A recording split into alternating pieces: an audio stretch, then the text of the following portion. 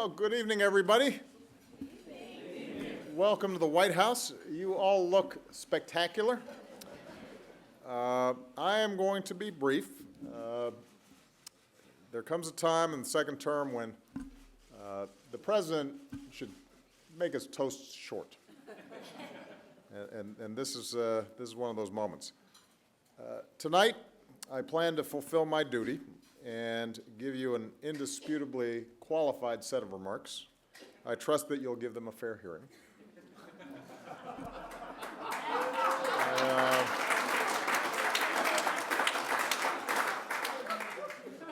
I want to start by thanking the governors and your loved ones who are here tonight. I want to thank your chair, Governor Gary Herbert, and your vice chair, Governor Terry McAuliffe. They're both doing outstanding jobs in their respective states. I also want to give some special recognition to Iowa Governor Terry Branstad. Now,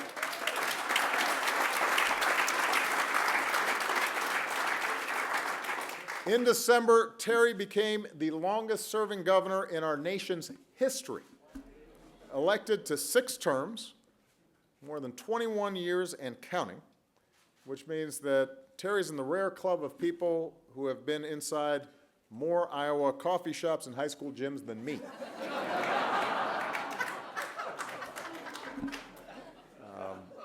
He also has done some dancing with the First Lady on stage, which it was excellent. I should also mention that tonight is the birthday of our Secretary of the Interior, Sally Jewell. So let's give Sally a big round of applause. There she is. There she is. Happy birthday, Sally. So this is my final governor's dinner, at least my final one as president.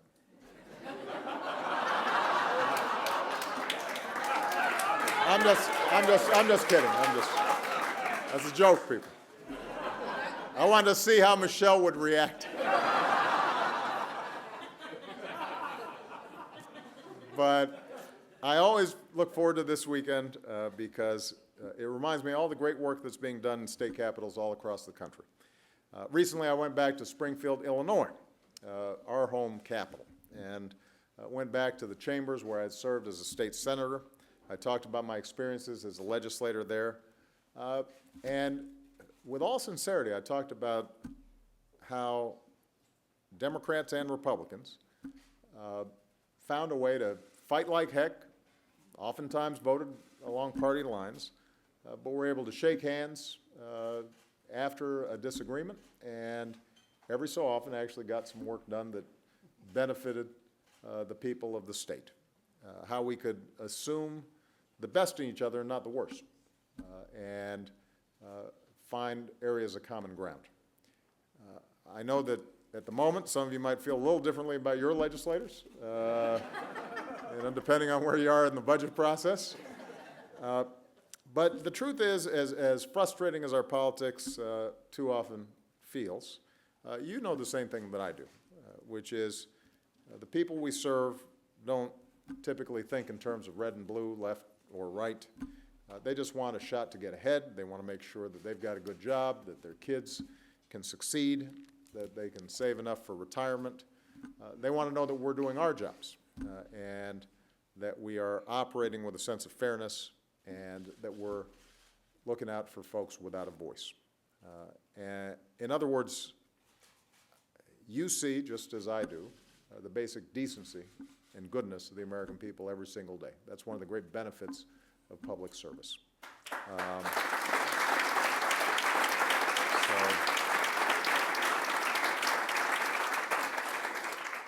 And you know that when you stray from that way of doing business, there's some accountability because you're a little closer to the ground, and the folks you grew up with, and you may still go to church, will find you.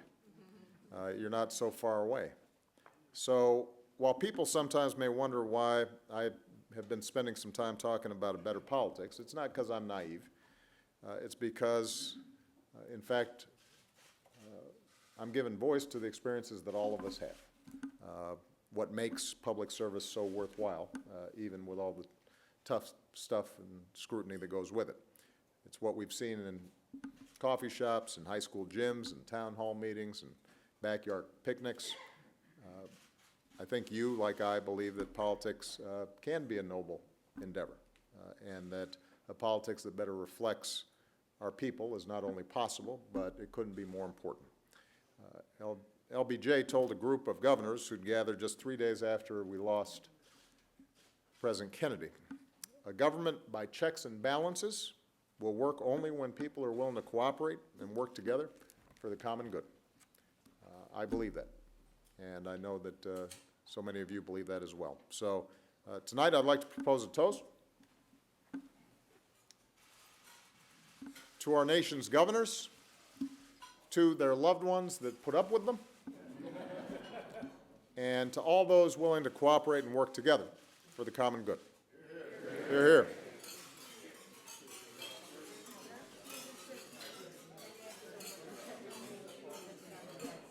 So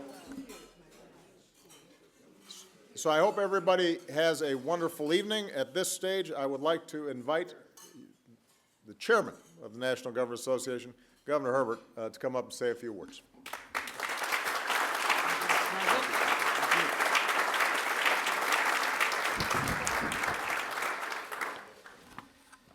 Well, Mr. President, we're honored to be here with you and First Lady Michelle. I know that as an association, we look forward to this opportunity to gather together here in the White House, and you've been such great hospitable hosts to us over the years, and we thank you very much for your hospitality. And it's with some nostalgia that we gather together, but with a deep sense of appreciation for your leadership and what you've accomplished here as you're coming into your last year in office. And so we reflect back and remember that chilly day in January 20th, 2009, when you became the 44th President of these great United States. And your election made sure the proposition created by our founding fathers that our men are created equal, the opportunity for all of us to serve. And as we see tonight here gathered, we have men and women, Republican and Democrat and independent, various religions, various ideologies and ethnicities, people from every walk of life gathering together to help serve the people of this great country. We are united as governors with names like Hickenlooper, which is Dutch, Ige, which is Japanese, Branstad, which is Norwegian, McAuliffe, which is in fact Irish, Sandoval, which is Mexican, Armando, which is Italian. And one of our colleagues that couldn't be here tonight, but from Ohio, asked me to measure the drapes just in case. Kasich, who is Czech. Each of us here tonight and their states represents people that are unique in their regions and their backgrounds, but I'm reminded of the profound truth that you, Brent, presented to us when you spoke about the truth that we are all deeply committed to work together. In spite of the fact that we have 50 different states, we are in fact the United States. I remember your campaign about red states, blue states, purple states, but a reminder to all of us that we are the United States of America and our 5 territories. Mr. President, it's not gone without notice of the dedication you have for your family, your beautiful daughters Sasha and Malia, who take after their mother. That's right. That's what we all are trying to do that. We're following your footsteps. I think few probably fully appreciate the sacrifice for the spouses and the family when somebody gets elected to office. Unless you're engaged in that experience, it's hard to maybe appreciate it. But we here are engaged. We understand the dedication and the effort and the sacrifice that comes with your family and your effort to serve as president. And First Lady Michelle, you and your daughters have been a great example. We know you sacrifice on behalf of the president. But I want to thank you for your fine example to the young people of America, for the work you've done as a family. You are a great example to all of us. And again, an example of what a strong and successful family in America looks like.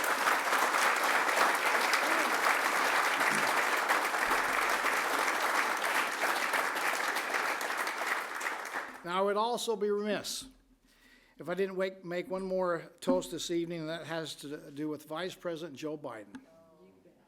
I know what it's like to serve as the second in command. It's a unique challenge, opportunities, but still a different situation. I served for many years, Vice President, as the Lieutenant Governor to Governor John Huntsman. So I have an appreciation for what it is to be number two. And we appreciate the sacrifice of you and Jill and your family. It wouldn't be a proper toast if we didn't, if we were talking about American leadership, if we didn't include the Vice President, Joe Biden, and his wife, Jill.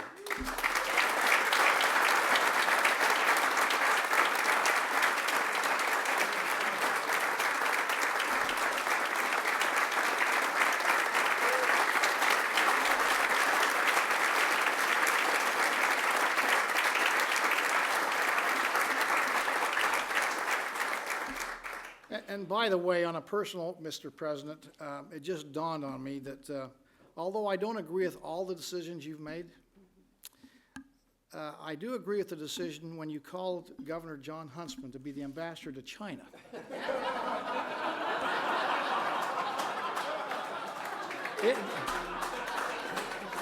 Yeah, helping me transition from number two to number one. That may be one of the best decisions you've made. And I hope it worked out for you as good as it worked out for me.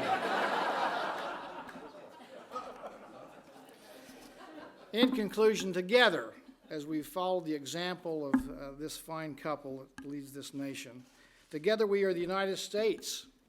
And so tonight, as a teetotaler Mormon from Utah, I propose to raise a glass and toast to you, Mr. President, for your leadership, for your many sacrifices, and for years of dedicated service to this great country we call America.